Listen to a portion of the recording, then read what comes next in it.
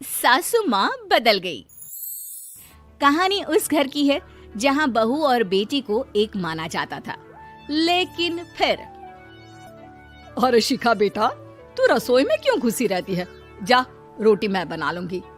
नहीं नहीं माँ जी, आप बैठिए, बस सारा खाना बन ही गया है। श्वेता को बोल देती हूँ, वो खाना लगा देगी सबका। सॉरी भाभी, मेरे पास वक्त नहीं है। माँ, मुझे पैसे देना, पार्लर जाना है। हाँ हाँ चली जाना, भाभी को भी ले जाना। वो भी जाने को बोल रही थी पार्लर, पर पहले ना मदद कर दे उसके खाना लगाने में। देख माँ, वो बहू है, उसे बहू रहने देना, इतना सर पर मत चढ़ा भाभी को। श्वेता, ज्यादा मत बोला कर। बहू और बेटी में कोई फर्क नहीं होता है। जा जाकर काम कर। ननद को माँ का भाभी से इस तरह प्यार करना बिल्कुल अच्छा नहीं लगता। वो बार बार किसी न किसी तरह माँ को भाभी के खिलाफ भड़काती रहती, लेकिन कोई फायदा ना होता। एक रोज, अरे बेटे किशन, जा बहू को कहीं घुमा कर ला, सारा दिन घर में काम करती रहती है। हाँ हाँ माँ, हम लोग जा रहे हैं ना गोवा।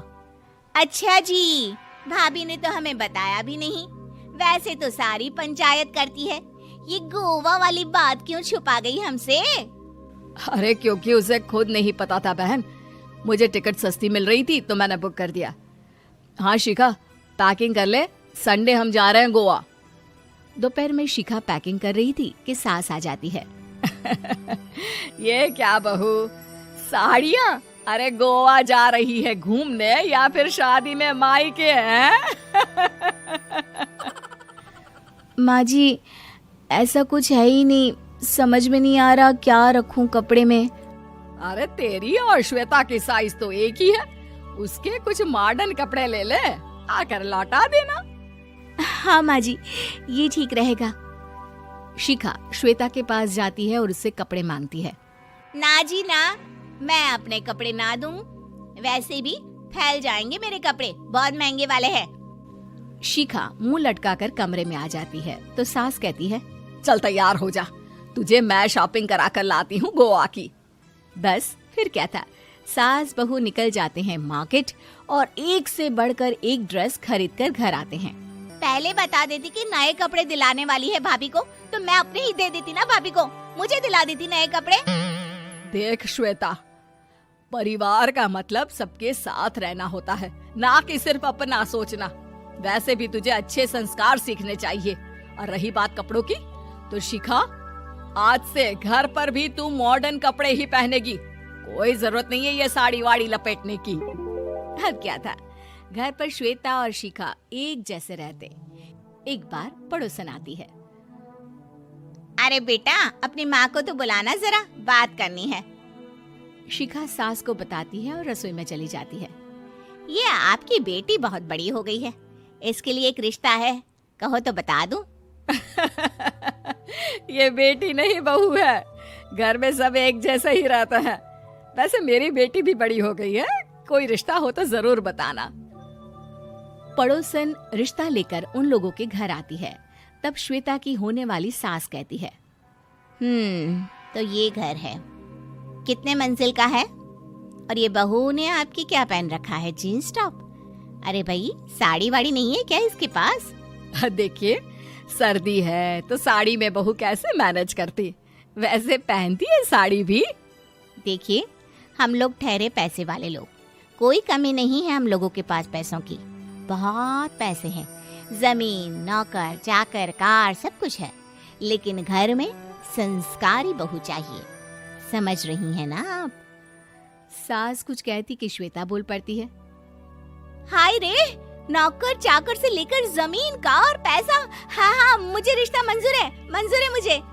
अरे रुक जा श्वेता, मैं बात कर रही हूँ ना। देखिए, हम लोगों के घर इतनी आजादी नहीं मिलेगी। अरे हाँ कर देना माँ, हाँ कर दे जल्दी से। सास क्या करती, बेटी की शादी ऐसे घर में कर देती है जहाँ ना उनके विचार मिलते हैं और ना ही आचार। शादी के बाद एक रोज फोन पर, श्वेता बेटा, एक बार घर आ जा, बहुत दिल करता है तुझे देखने का। माँ, वो घर पर बहुत काम होता है, कैसे आऊँ? बड़ा घर है, लेकिन आने जाने वालों की लाइन ही लगी रहती है। बेटा मैं तो जानती थी उस घर का हाल, लेकिन तू ही नहीं मान रही थी। माँ देख, हर घर का यही हाल है। तेरी बेटी को यहाँ घूंघट हटाने की परमिशन नहीं है और एक तरफ भाभी स्कर्ट पहनकर घूम रही है। बेटा मुझे क्या पता था कि मेरी बेटी को ससुराल के नाम पर पिंजरा मिल जाएगा।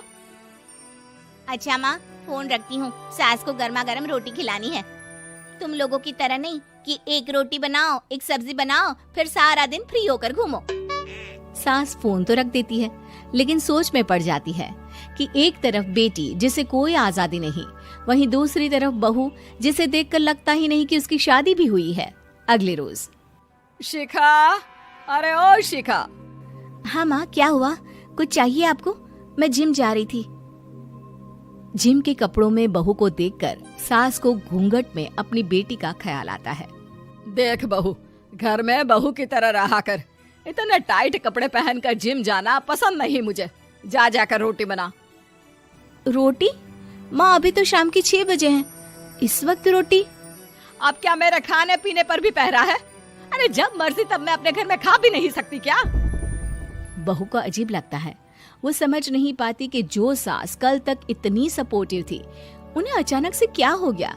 वो किचन में जाती है, गरम रोटी के साथ 2 तरह की सब्जी, रायता, सलाद सब लेकर सास के पास आती है। माँ जी, खाना। इतना सारा खाना? राक्षस समझा है क्या मुझे? रोटी मांगी थी मैंने गर्मा गर्म बस। पर माँ जी, रोटी खाती किससे आप? सब्जी तो बनानी थी ना। अरे भूख मर गई मेरी तेरी बहस से। जा जाकर काम कर, अंदर पूरी रसोई साफ कर। बहू अंदर चली जाती है।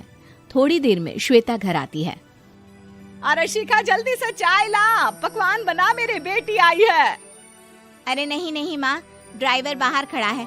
मैं तो घर का कोई सामान खरीदने के बहाने यहाँ आ गई हूँ, मुझे जाना होगा। अरे बेटा, पर कितने दिनों बाद देख रही हूँ तुझे, रहने आ जाना 2-4 दिन के लिए। आ जाऊंगी माँ, जब मेरी सास मरेगी तब। मैं तो रोज मन्नत मानती हूँ कि मेरी सास मर जाए तो अच्छा है। अच्छा चल, जा रही हूँ माँ। हे भगवान, कैसे कैसे दिन देखने पड़ रहे हैं मेरी बेटी को। सास अंदर जाती है, जहाँ श्वेता की जिम वाली सहेली का फोन आया होता है। क्या बात है, आज जिम नहीं आई? अरे पता नहीं यार, आज माँ को क्या हो गया अचानक। पर खैर कोई नहीं, लगता नहीं कि मैं अब जिम आ पाऊंगी। शिखा स्पीकर पर बात कर रही थी, जिसे सास सुन रही थी। यार ये सास ना होती ही ऐसी है। मैं तो कहती हूँ बुढ़िया जल्दी मरे और तू आराम से जिए। शिखा को सहेली की बात पर गुस्सा आ जाता है। माँ के मरने की कौन सा बच्चा दुआ मांगता है मोहिनी? आगे से ऐसी बात मेरे सामने मत करना। हमारे घर की शोभा ही माँ है। क्या हुआ जो थोड़ी सख्ती दिखा रही है? उसमें भी कोई ना कोई उनकी भलाई ही होगी। मैं तो कहती हूँ भगवान मेरे जैसी सास सबको दे, जो सिर्फ माँ की तरह है। सास वाली तो कोई बात ही नहीं है उनमें। सास ये बात सुन रही थी। उनकी आंख में आंसू आ जाते हैं कि क्यों वो बेटे की किस्मत में बहू को भी भागीदार बना रही थी। शिखा, अरे ओ शिखा, क्या हो गया? जिम नहीं जाना क्या?